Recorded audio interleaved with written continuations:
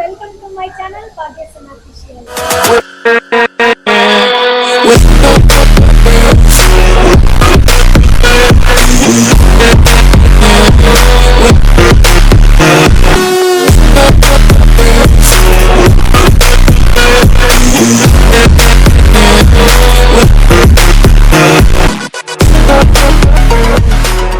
Friends, ಇವತ್ತಿನ ವಿಷಯ ಏನಂತಂದ್ರೆ ವಿಶ್ವದಲ್ಲೇ ಅತಿ ದೊಡ್ಡ ಕೃಷ್ಣ ದೇವಾಲಯಗಳಲ್ಲಿ ಒಂದಾದ ಬೆಂಗಳೂರಿನ ಇಸ್ಕಾನ್ ಟೆಂಪಲ್ ಬಗ್ಗೆ ತಿಳಿದುಕೊಳ್ಳುವುದಾಗಿದೆ. ವಿಡಿಯೋನ ಕೊನೆವರೆಗೂ ನೋಡಿ. ಇಷ್ಟ ಆದ್ರೆ ಲೈಕ್, ಶೇರ್ ಅಂಡ್ ಸಬ್ಸ್ಕ್ರೈಬ್ ಮಾಡಿ ಹಾಗೂ ಕಮೆಂಟ್ ಕೂಡ ಮಾಡಿ. ಬನ್ನಿ ವಿಡಿಯೋನ ಸ್ಟಾರ್ಟ್ ಮಾಡೋಣ.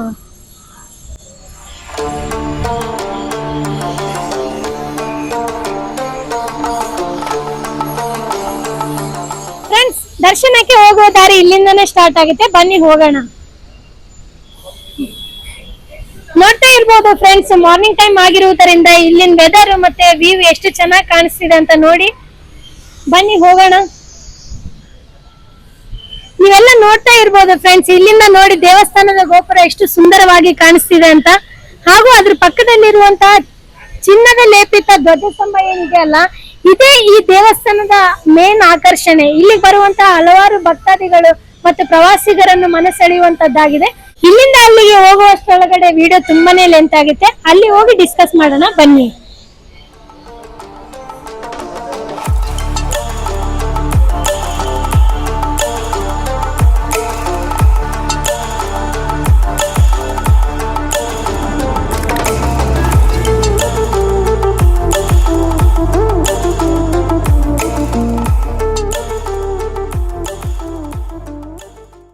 ಫ್ರೆಂಡ್ಸ್, ದೇವಸ್ಥಾನದ ಒಳಗೆ ಹೋಗುವುದಕ್ಕಿಂತ ಮುಂಚೆ ದೇವಸ್ಥಾನ ಹೇಗೆ ಸ್ಥಾಪನೆ ಆಯಿತು ಮತ್ತು ಇದರ ವಿಶೇಷತೆ ಏನು ಅಂತ ಒಂದು 2 ಮಿನಿಟ್ಸ್ ಅಲ್ಲೇ ತಿಳಿದುಕೊಳ್ಳೋಣ. ಇಸ್ಕಾನ್ ಎಂದರೆ international society for Krishna consciousness ಅಂತ ಕರೀತಾರೆ. 1966 ಕೋಲ್ಕತ್ತಾದಲ್ಲಿ ಎಸಿ ಭಕ್ತಿ ವೇದಾಂತ ಸ್ವಾಮಿ ಪ್ರಭುಪಾದರು ಸ್ಥಾಪನೆ ಮಾಡ್ತಾರೆ. ಕೃಷ್ಣ ಪ್ರಜ್ಞೆಯ ತತ್ವಶಾಸ್ತ್ರ ಮತ್ತು ಭಗವದ್ಗೀತೆಯ ಸಂದೇಶವನ್ನು ಪ್ರಚಾರ ಮಾಡುವ ಉದ್ದೇಶದಿಂದಾಗಿ 1970ರಲ್ಲಿ ಬೆಂಗಳೂರಿನಲ್ಲಿ ಹರೇ ಕೃಷ್ಣ ಚಳುವಳಿಯನ್ನು ಸ್ಟಾರ್ಟ್ ಮಾಡ್ತಾರೆ. ಇದಾದ ನಂತರ 1978ರಲ್ಲಿ Karnataka societies for registration act ನಲ್ಲಿ ಇಸ್ಕಾನ್ ಸಂಸ್ಥೆಯನ್ನು ನೋಂದಾಯಿಸಲಾಗುತ್ತೆ. 1980ರಲ್ಲಿ ಮಧುದಾಸರ ಭಕ್ತರ ಗುಂಪು ಬೆಂಗಳೂರಿನಲ್ಲಿ ಇಸ್ಕಾನ್ ಚಳುವಳಿಯನ್ನು ಸ್ಟಾರ್ಟ್ ಮಾಡ್ತಾರೆ. ಇದರಿಂದನೇ 1987ರಲ್ಲಿ ಬಿಡಿಎ ಭೂಮಿಯನ್ನು ಹಂಚಿಕೆ ಮಾಡುತ್ತೆ. ಇನ್ನು ಫೈನಲ್ ಆಗಿ 1988 ಆಗಸ್ಟ್ 3ರಂದು 7 ಎಕರೆ ದೊಡ್ಡ ಬಂಡೆಯುಳ್ಳ ಗುಡ್ಡದ ಮೇಲೆ ದೇವಸ್ಥಾನವನ್ನು ಸ್ಥಾಪನೆ ಮಾಡ್ತಾರೆ. ದೇವಸ್ಥಾನದ ವಿಶೇಷತೆ ಏನಂತಂದ್ರೆ 17 ಮೀಟರ್ ಅಂದ್ರೆ 56 ಫೀಟ್ ಎತ್ತರದ ಚಿನ್ನದ ಲೇಪಿತ ಧ್ವಜಸ್ತಂಭ ಇದೆ ಮತ್ತು 8.5 ಮೀಟರ್ ಅಂದ್ರೆ 28 ಫೀಟ್ ಎತ್ತರದ ಸ್ವರ್ಣ ಕಲಶ ಶಿಖರಗಳಿವೆ. ಇವೇ ಈ ದೇವಸ್ಥಾನದ ಪ್ರಮುಖ ಆಕರ್ಷಣೆಯಾಗಿವೆ. ಹಾಗೂ 6 ಪ್ರಮುಖ ಗರ್ಭಗುಡಿಗಳಿವೆ. ಅವು ಯಾವುವು ಅಂದ್ರೆ ರಾಧಾಕೃಷ್ಣ, ಕೃಷ್ಣ ಬಲರಾಮ, ನಿತಾಯಿ ಗೌರಂಗ, ಶ್ರೀನಿವಾಸ ಗೋವಿಂದ, ಪ್ರಹ್ಲಾದ ನರಸಿಂಹ ಮತ್ತು ಶ್ರೀಲ ಪ್ರಭುಪಾದರ ಗುಡಿ. ಬನ್ನಿ ಫ್ರೆಂಡ್ಸ್, ದೇವಸ್ಥಾನದ ಒಳಗೆ ಹೋಗೋಣ, ನೋಡೋಣ ಬನ್ನಿ. ಫ್ರೆಂಡ್ಸ್, ನಾವು ಇವಾಗ ದೇವಸ್ಥಾನದ ಒಳಗಡೆ ಇದ್ದೀವಿ. ನಾನು ಸ್ಟಾರ್ಟಿಂಗಲ್ಲೇ ಹೇಳಿದ್ನಲ್ಲ ನಿಮಗೆ 56 ಫೀಟ್ ಎತ್ತರದ ಚಿನ್ನದ ಲೇಪಿತ ಧ್ವಜಸ್ತಂಭ ಅಂತಂದು, ಅದೇ ನೋಡಿ ಫ್ರೆಂಡ್ಸ್. ಇದು ಫ್ರೆಂಡ್ಸ್, ಧ್ವಜಸ್ತಂಭದ ಹಿಂದನೆ ಪ್ರವೇಶ ದೇವಸ್ಥಾನದ ಒಳಗಡೆ ಹೋಗುವುದಕ್ಕೆ 108 ಮೆಟ್ಟಿಲುಗಳಿವೆ.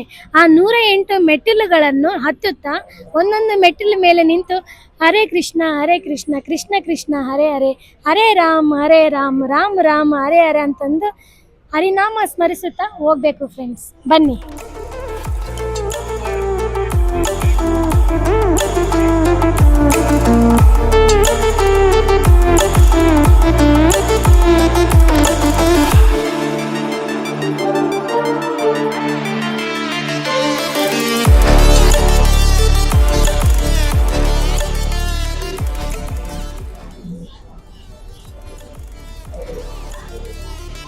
ಹರೇ ಕೃಷ್ಣ ಕೃಷ್ಣ ಕೃಷ್ಣ ಹರೇ ಹರೇ, ಹರೇ ರಾಮ್ ರಾಮ್ ರಾಮ್ ಹರೇ ಹರೇ, ಹರೇ ಕೃಷ್ಣ ಕೃಷ್ಣ ಕೃಷ್ಣ ಹರೇ ಹರೇ, ಹರೇ ರಾಮ್ ರಾಮ್ ರಾಮ್ ಹರೇ ಹರೇ, ಹರೇ ಕೃಷ್ಣ ಕೃಷ್ಣ ಕೃಷ್ಣ ಹರೇ ಹರೇ, ಹರೇ ರಾಮ್ ರಾಮ್ ರಾಮ್. ಫ್ರೆಂಡ್ಸ್, ಒಳಗಡೆ ಕ್ಯಾಮ್ರಾ ಅಲೋ ಇಲ್ಲ.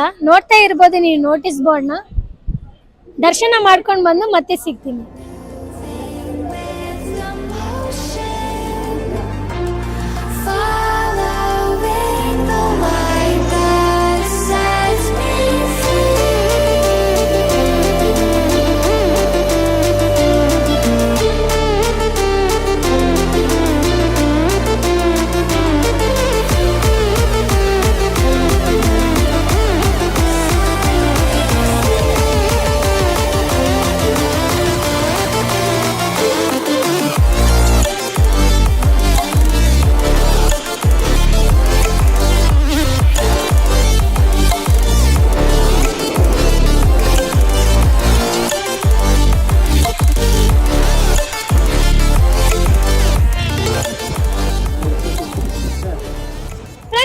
ಇದಿಷ್ಟು ಇವತ್ತಿನ ವಿಡಿಯೋ. ಐ ಹೋಪ್ ಈ ವಿಡಿಯೋ ನಿಮ್ಗೆ ಇಷ್ಟ ಆಗಿದೆ ಅನ್ಕೊಂತೀನಿ. ಇಷ್ಟ ಆದ್ರೆ ಲೈಕ್, ಶೇರ್ ಅಂಡ್ ಸಬ್ಸ್ಕ್ರೈಬ್ ಮಾಡಿ. ಮುಂದಿನ ವಿಡಿಯೋದಲ್ಲಿ ಮತ್ತೆ ಸಿಗೋಣ. ಅಲ್ಲಿವರೆಗೂ ಟೇಕ್ ಕೇರ್, ಬಾಯ್.